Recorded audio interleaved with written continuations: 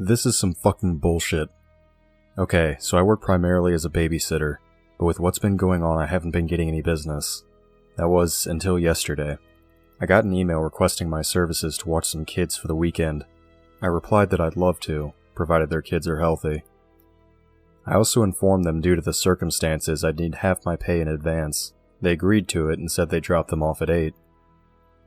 I made sure to clean up before they arrived. I was getting through with vacuuming when I heard my doorbell ring. I turned off my vacuum and told them to come in.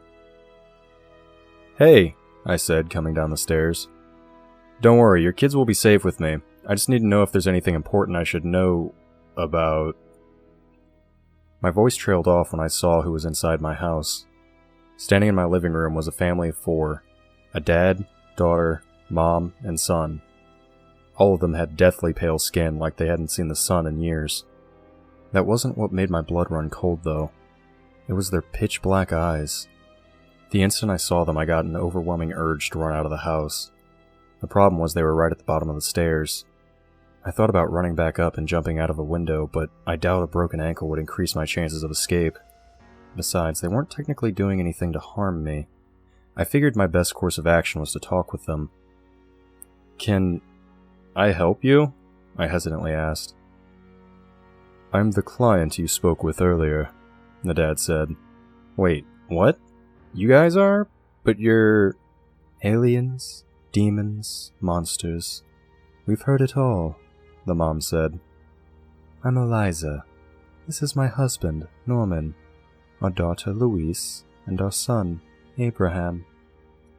Anyway, now that we've gotten the formalities out of the way, we need you to watch our kids for 5 days while we take care of something." 5 days? But he said that it would only be for a weekend, I said, pointing to Norman. "And it doesn't matter anyway, I want you all out of my home." I pointed towards the door.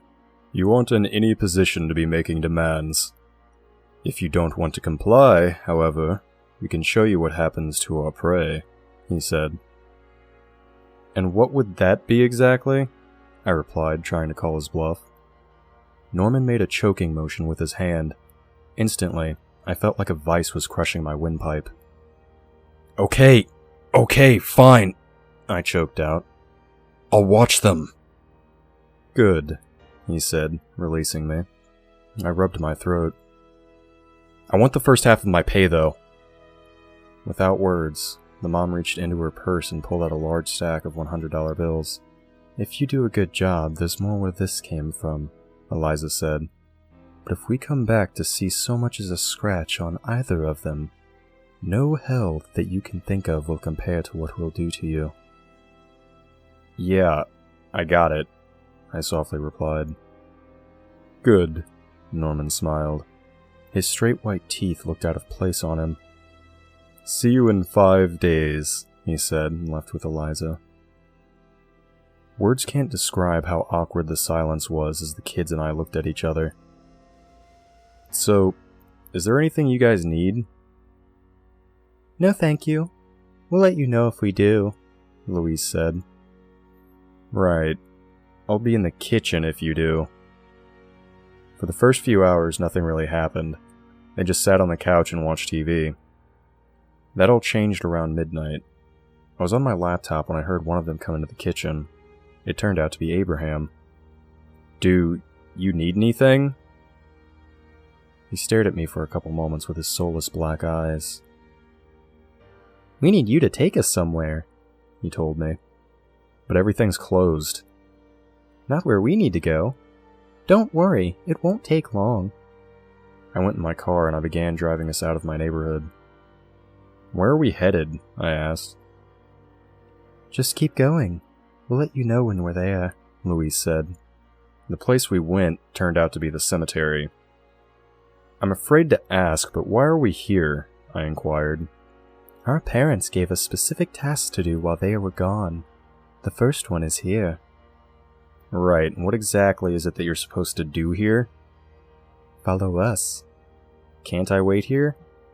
"We need you to come. If you don't, we'll tell our parents that you hurt us." "But..."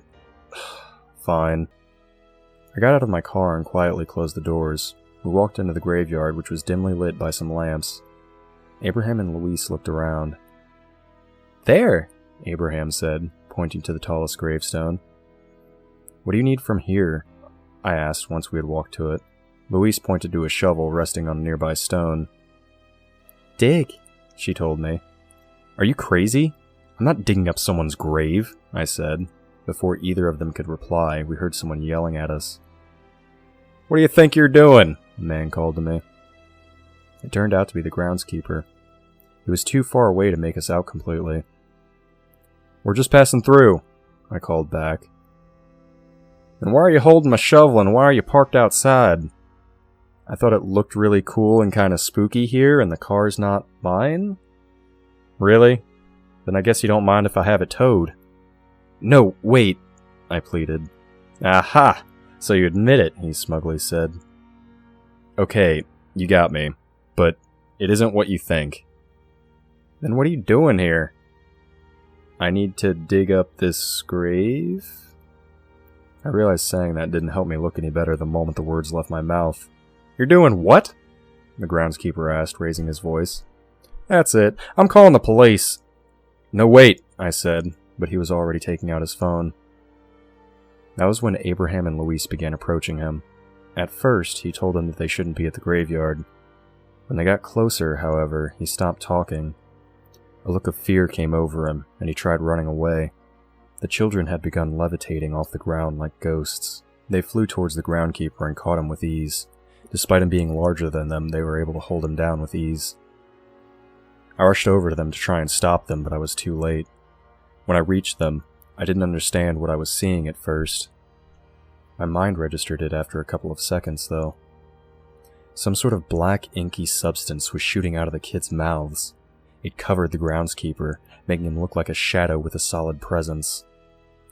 I could hear him screaming as he was being suffocated by it, although it was muffled. When he finally fell still, ending his torment, the kids took the stuff off of them. They did it by breathing it back into themselves. You know how the tape's victims look after Samara kills them in the ring? The groundskeeper's face looked similar to that, the only difference being the fear was plain in his eyes. I handled it like most people would, by freaking the fuck out. "What in the name of all that is sacred did you do to him?" I cried out. "We stopped him from interfering by exposing him to our essence," Abraham said. "I don't know what that means, but now we have a corpse to deal with." I was on the verge of tears.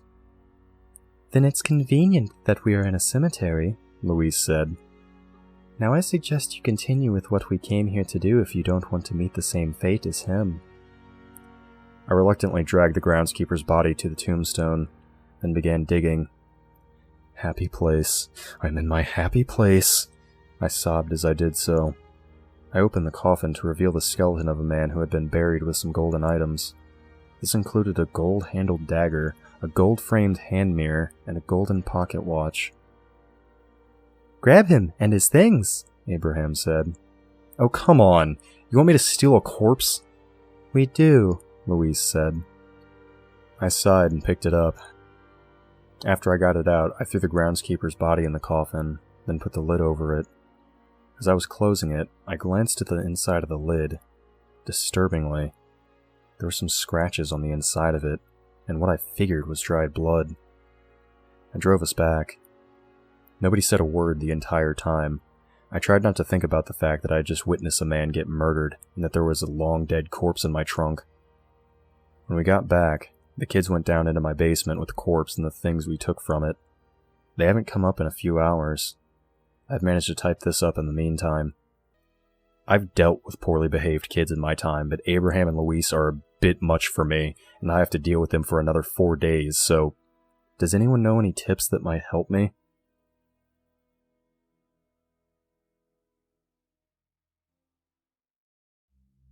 Chronicler here.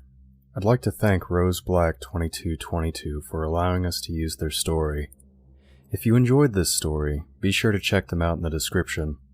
And if you want to help out the author, their Patreon is also linked. I'd also like to welcome our new editor, Redactor, who is helping us bring these stories to life in a faster manner. If you're interested in possibly having your story narrated, Reach out to our overseer in the description, and be sure to show him some love if you happen to run into him on his endless search for the tales lurking in the depths of the internet. Until next time, fiends.